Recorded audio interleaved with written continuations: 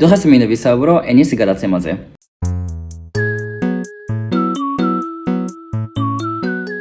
ენის გადაცემა ინგლისურად არის language transfer. ალბათ თქვენც უკვე იცით, სიტყვა შეიძლება არ იცოდეთ, მაგრამ ალბათ იცით რა არის, მაგრამ ამ ტერმინოლოგიის მიხედვით რაც უფრო ახლოსა უცხო ენა, რომელსაც თქვენ სწავლობთ ქართულ ენას შორის, თქვენი პირველი ენა. დღეს მინდა ვისაუბრო ენის გადაცემაზე. ენის გადაცემა ინგლისურად არის language transfer. ანუ ამ ტერმინოლოგიის თანახმად რაც უფრო ახლოსა თქვენი პირველი ენა, ან ქართული ენა, ან სხვა ინგლისური ან სხვა ენა და მეორე ენას, რომელსაც თქვენ სწავლობთ, უფრო ადვილი მოხდება ენის სწავლის პროცესი. ესა ამ ტერმინოლოგიის მინიშნება და დღეს მინდა ვისაუბრო პირველად ენის გადაცემის შესახებ რაღაც მინდა გაგიზიაროთ ზოგადად ეს რა არის ეს ტერმინოლოგია მაგალითებთან ერთად და მეორე ენის გადაცემის შესახებ ჩემი პირადი მოსაზრება ზოგადად ენების სწავლასთან დაკავშირებით და საბოლოოდ მესამე მინდა გაგიზიაროთ რასაც მე ვფიქრობ სხვადასხვა ენებისა და ასევე სხვადასხვა საგნების სწავლის მინიშნობაზე.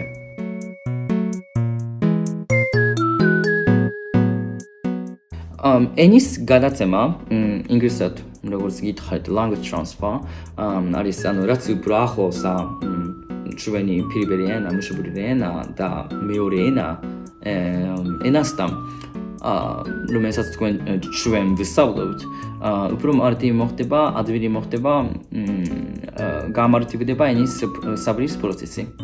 მაგალითად, მე როგორც იაპონელი, ბრაკო იაპონური ენაზე, იაპონურად, ამბობენ, რომ იაპონელი ხალხისთვის ჩინური ენის სწავლა მარტივი იქნება, შედარებით მარტივი იქნება, იმიტომ რომ იაპონელს აქვს ესეთი ჩინურიდან შემოსული იეროგლიფები.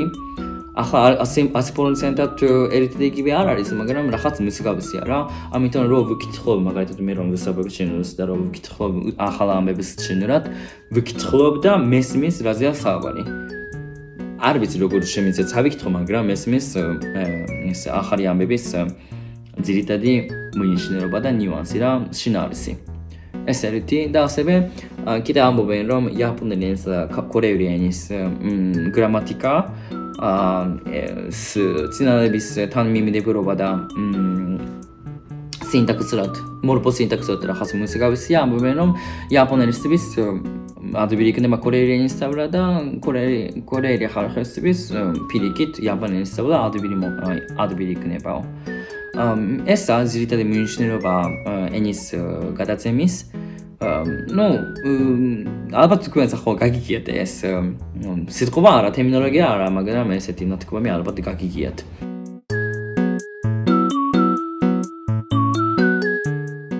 და ჩემი მოსაზრება ენის გადაცემასთან დაკავშირებით ის არის, რომ მე ნაცნობად თანახმად ვარ, რადგან რაც უფრო ახლოსა ჩემი მშობლიური ენა და სამეზინე ენას, რომელსაც მე ვისწავლობ, უფრო მარტივია.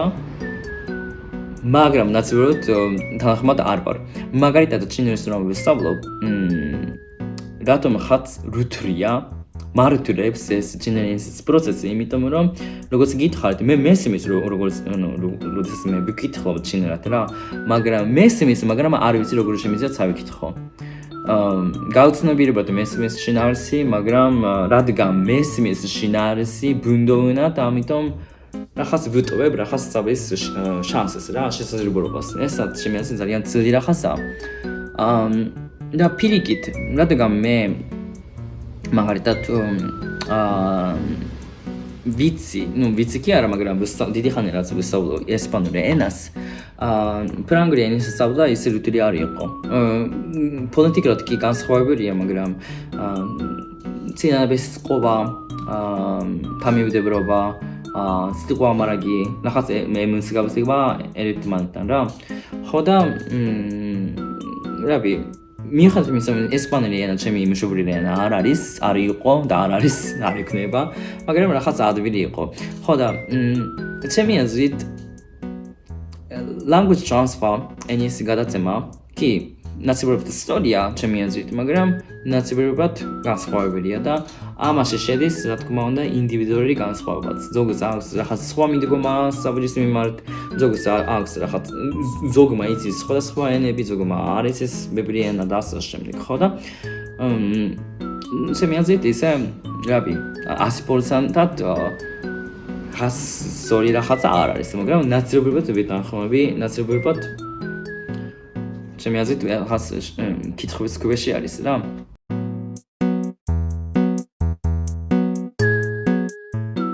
და საბოლოოდ, იცით როგორ არის ენის გადაცემის შესახებ რომ შევისწავლე, ესე შტაბში რა მაქვს რომ ძალიან მნიშვნელოვანია სხვადასხვა ენის სწავლა და სხვადასხვა საგნების სწავლა, რომელიც საერთოდ როგორც ჩანს არ არის დაკავშირებული ერთმანეთთან. მაგალითად, მე სკოლაში რომ დავდიოდი, ვინც თამაშობდა კარგად ფეხბურთს, კარგად თამაშობდნენ რატომღაც ბეისბოლს. რა შუაშია? ფეხბურთი და ბეისბოლი ძალიან განსხვავებული სპორტია, მაგრამ რადგან ბურთს რომ ხომარობდნენ, ალბათ რაღაც იცოდნენ როგორ არ ვიცი, როგორ შეუძლია ითამაშონ ბურთით რა. და კიდე ვინც კარგად თამაშობდნენ ბეისბოლს, რაღაც კარგად თამაშობდნენ ჩოგბურთს. ვინც კარგად ვარჯიშობდნენ, რადგან აქვს უფრო მეტი სტამინა, ენერგია, კუნთები, ამიტომ სხვა რაღაც საერთოდ განსხვავებული სპორტზეც კარგად მიდიოდნენ რა. სპორტის სფეროში ეგრეა და კიდე ზოგადად სწავლის სფეროშიც ეგა. ვინც კარგად სწავლობს მაგალითად ისტორიას, რადგან რაღაცი ალბათ იციან როგორ ეფექტურად დაიმასებრო, იციან თავისი დასამასწორებლად ხერხია მიდგომა, ეს მიდგომას გამოიყენებენ სხვა საგნის შესწავლად და მაინც კარგი კვლევებს აიღებენ. ამიტომ მე ვფიქრობ რომ